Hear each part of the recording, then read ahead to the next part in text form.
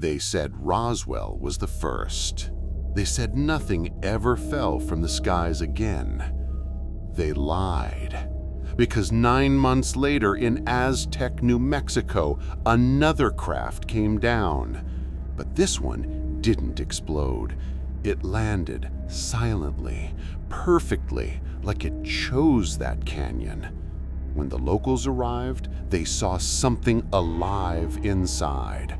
When the military arrived, they erased everything. 16 beings, one still breathing.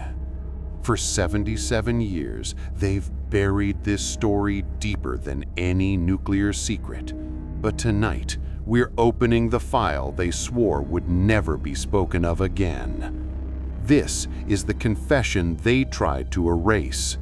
This is the Aztec Incident.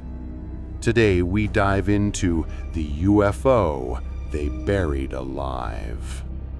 Act 1. The Night of the Moving Star. March 25th, 1948. The desert was quiet until the sky began to move. Officer Manuel Sandoval had seen strange lights before, but never one that followed him back. A pale orb drifting over Cuba, New Mexico, moving slow, deliberate, like it was searching. He followed for hours through empty canyons, headlights off, pulse racing. At 4:17 a.m., he saw it, a metallic disc 40 feet tall, glowing from underneath. No sound, no wings, just a silver hull half buried in sand. He thought it was a downed aircraft until he saw the door. A hatch, half open, as if something had just stepped out. Inside lay 4 small figures, eyes sealed, skin gray, uniforms that shimmered like liquid metal. They weren't burned, they weren't human, and they weren't all dead. Act 2. The silence that arrived before dawn. The first trucks came before sunrise. No plates, no insignia. Soldiers in unmarked uniforms, white vans with covered windows, and a man in a black coat who carried no rank, only authority. He told Sandoval, "You saw nothing."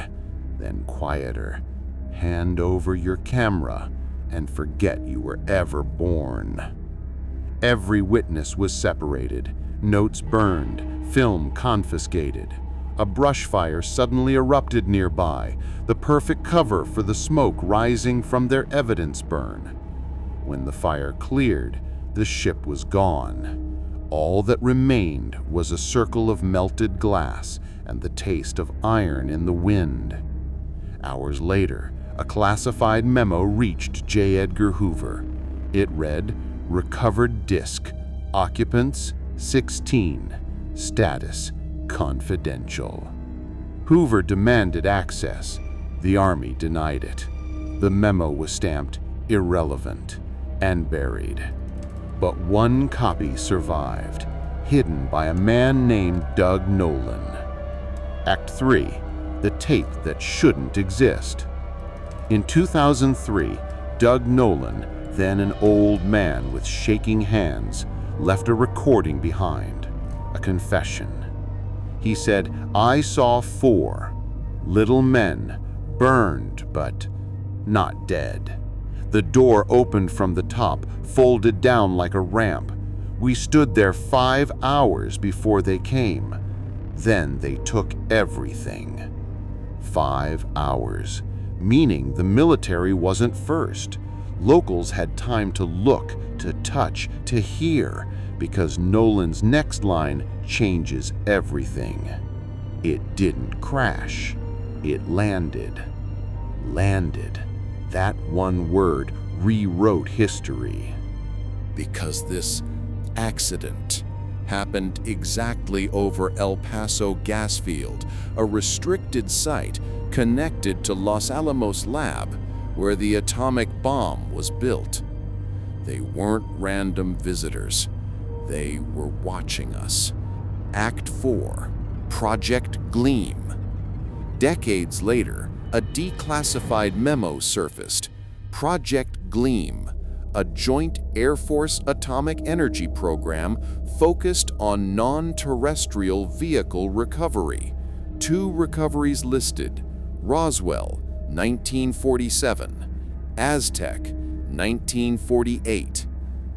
Aztec's details were redacted, except one sentence: craft intact, biological occupants stable, containment priority.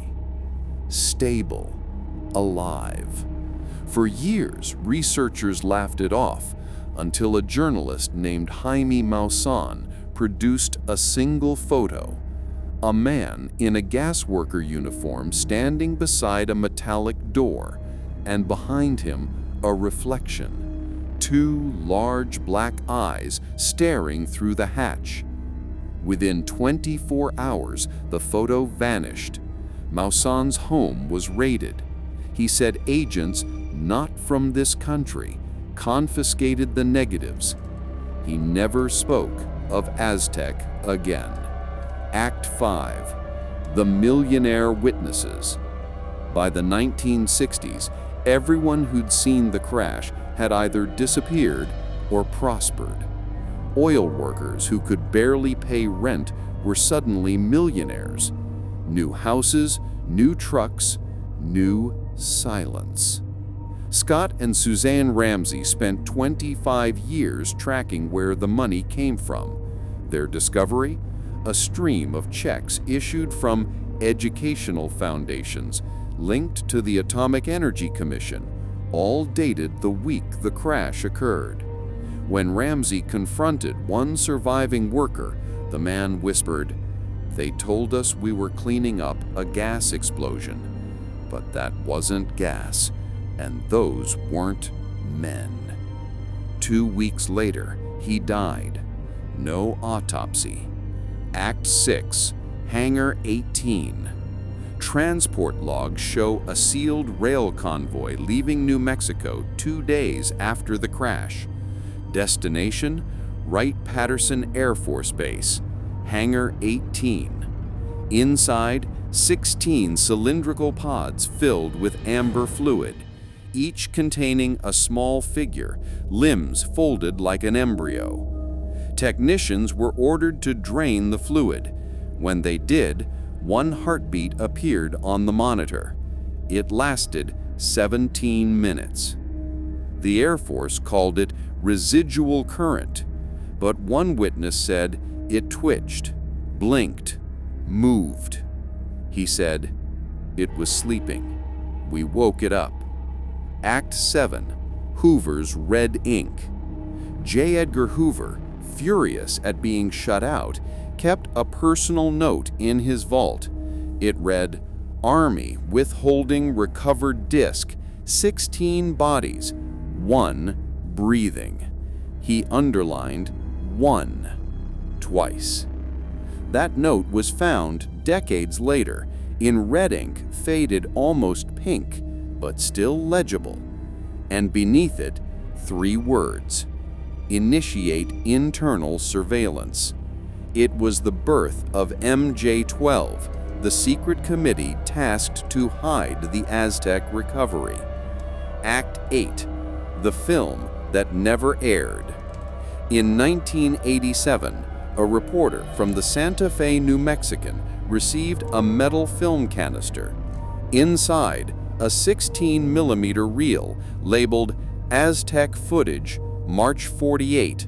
She played it once. Static. Figures in uniforms. A glowing saucer half buried in sand. Then the reel ends with a flash and a single frame of something looking directly into the lens. That night, her apartment was broken into. Nothing stolen, except the film. On her pillow, a note: "The desert keeps its dead." She moved to Canada within weeks, changed her name, vanished. Act 9, The Evidence Beneath the Dust. 2011, the Ramseys published their book, The Aztec Incident: Recovery at Hart Canyon. Critics mocked them until a survey map surfaced from El Paso Natural Gas Company. A map from April 1948 marking a burn zone anomaly, right where the witnesses said the craft touched down.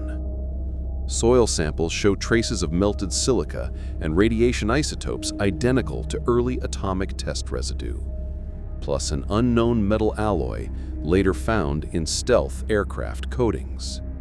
A retired engineer from Skunk Works said privately, "We didn't design stealth, we inherited it." Act 10. The Humming Ground. Locals say nothing grows at the site, not even weeds. If you stand there at dawn, the wind dies, and then you hear it. A low rhythmic hum beneath the ground, mechanical, pulsing, alive. Every March 25th, same hour, 4:17 a.m., motion sensors record a vibration that lasts 17 minutes, the same duration as that heartbeat in the Los Alamos file. Coincidence or connection? Act 11. The Blueprint. Doug Nolan's nephew later found a folded diagram hidden in a toolbox. Label: Lower Dome Assembly, Section 4. It depicted a power reactor fueled by an element unknown in 1948, the same triangular configuration Bob Lazar would later describe at S4. In the corner, written by hand, unstable when exposed to radiation, do not activate. He claimed his uncle said one of the beings showed him how it worked through images projected directly into his mind. A gift or a warning. Act 12. The Return of the Light. In recent years, new sightings have been reported over Hart Canyon. Same flight path, same slow-moving star. One witness described it perfectly. It was like the sky was remembering. Maybe it's nothing. Or maybe, after 77 years, whatever landed there isn't finished yet. Because buried secrets don't sleep. They wait. The forbidden truth. They told us Roswell was the beginning. It wasn't. Roswell was the distraction. Aztec was the operation. 16 beings, one heartbeat, and a hum still echoing beneath the desert. If that sound ever stops, it won't mean it's gone. It'll mean it's waking up. Next time, we follow the trail to Los Alamos Lab, where the Aztec craft wasn't just studied, it was reactivated.